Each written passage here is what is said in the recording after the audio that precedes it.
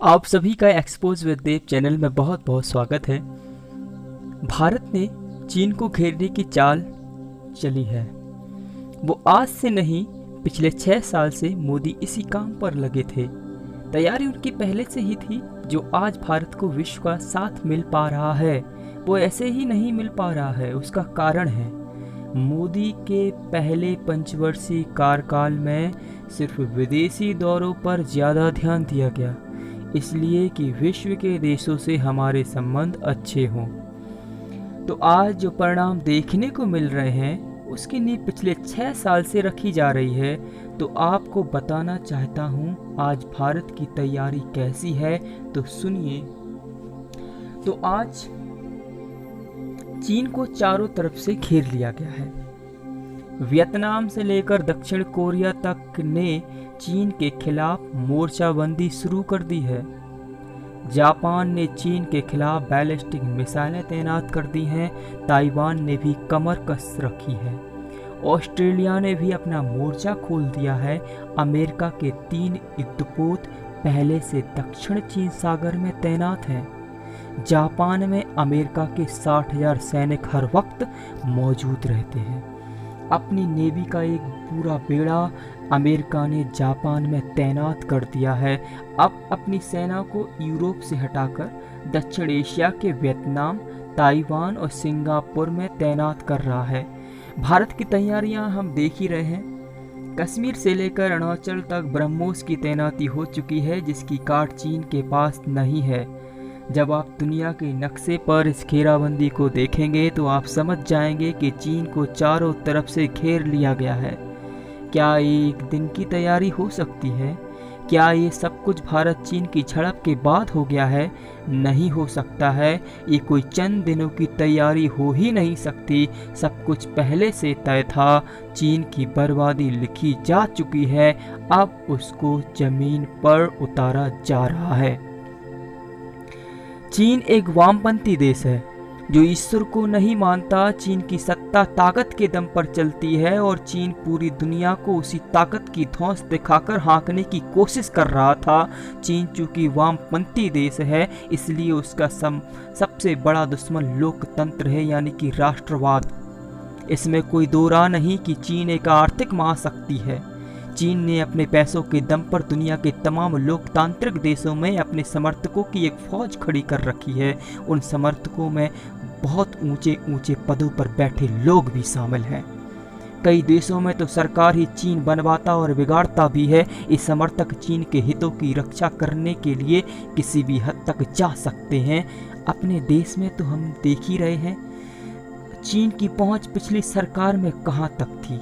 नेपाल का उदाहरण भी सबके सामने है। इसके अलावा चीन ही आतंकवाद को फंडिंग करता है और यूएन में आतंकवादियों को बचाता भी है। ऐसे में एक झड़प होती है जिसमें एक देश के 20 जवान शहीद हो जाते हैं और पूरी दुनिया चीन के खिलाफ मोर्चा खोल देती है। ऐसा नहीं हो सकता है, जबकि चीन के भी 45 सैनिक मारे जाते हैं। अगर होता तो उसके साथ में भी और देश आ सकते थे। चीन आपके देश में आग लगवा देगा।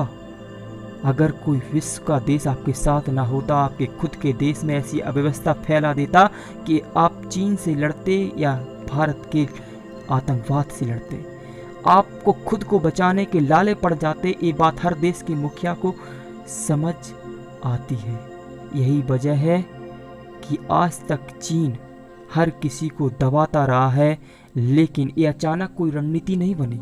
सब कुछ पहले से तय था। 90% लोकतांत्रिक देशों में इस वक्त वामपंथ विरोधी राष्ट्रवादी सरकारें हैं। भारत में मोदी और अमेरिका में ट्रंप के आने के साथ ही इस रणनीति की शुरुआत हो गई थी। मोदी के दोबारा चुने जाने के बाद इसका क्रियान्वयन हो रहा है, क्योंकि मोदी ही इसके मेन लीडर हैं। कोरोना, इस तमाम रणनीति में सबसे दिलचस्प पहलू यही है, कोरोना है क्या? क्या ये प्राकृतिक है, लैब में बनाया गया है, या कुछ और है? ये तो आने वाला वक्त ही बताएगा। लेकिन आप एक बार कल्पना कर लीजिए कि अगर कोरोना ना होता तो इस वक्त देश में क्या हो रहा होता। वही हो रहा होता जो दिल्ली में हुआ था, जो अमेरिका में हुआ था, क्योंकि अमेरिका ने लॉकडाउन नहीं किया। देश के हर शहर में आग लगी होती, शाहीन बाग नाम का एक बम हर शहर में फूट रहा होता, क्योंकि यही तो वो लोग हैं जो चीन के टुकड़ों पर पलते हैं। हम आप समझते थे कि पाकिस्तान इनको फंडिंग करता है, लेकिन ऐसा नहीं था। वो तो खुद भिखारी है, वो दूसरों को क्या देगा। ये चीन के टुकड़ों पर पलने वाले लोग हैं। कोरोना ने चीन के खिलाफ इस लड़ाई में दुनिया की जितनी मदद की है, उसके हिसाब से कोरोना की तारीफ होनी चाहिए।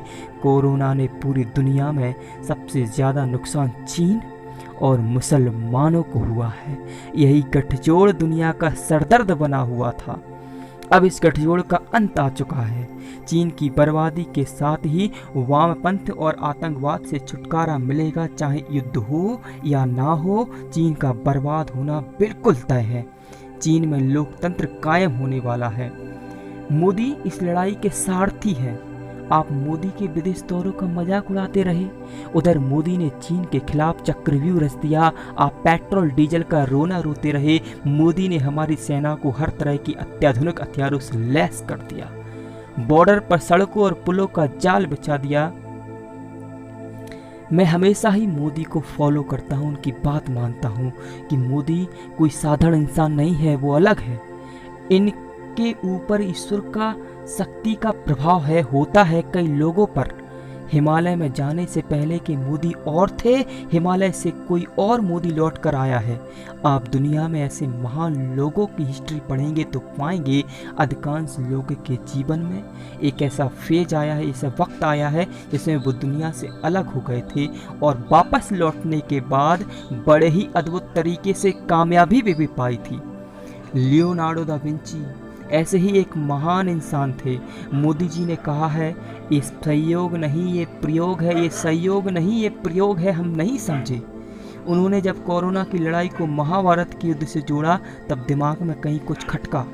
इस लड़ाई में हमारा क्या रोल है? हमें इस लड़ाई में भी गिलहरी वाली भूमिका अदा करनी है। छोटे छोटे काम करने हैं, चीन के सामान का, उसके ऐप का बहिष्कार करना है और करिए, बनिए इस धर्म युद्ध की गिलहरी। हम इतना छोटा काम तो कर ही सकते हैं। जो चीन से आने वाली वस्तु हैं, उनके बिना भी हम अपना जीवन अच्छे से जी सकते हैं। मैं समझ सकता हूँ कि इतनी जल्दी ऐसा नहीं कर सकते, लेकिन फ्यूचर में चीन के सामान को लेने से बच सकते हैं। तो कह सकते हैं, China product bye bye, Indian product hi hi. एक बात और बताना चाहता हूँ, बहुत इम्पोर्टेंट है। चीन ने चाइना बॉयकॉट कैंपेन से डरकर अपनी वस्तुओं पर मेड इन चाइना लिखना बंद कर दिया है। अब वो मेड इन पीआरसी लिखने लगा है। पीआरसी का फुल फॉर्म होता है पीपल्स रिपब्लिक ऑफ चाइना। तो इसलिए ऐसे धोखे से बचें और उनका प्रोडक्ट लेने से बचें। तो ये भी चाइना का ही प्रोडक्ट है। तो आप सभी को बहुत बहुत देव का धन्यवाद।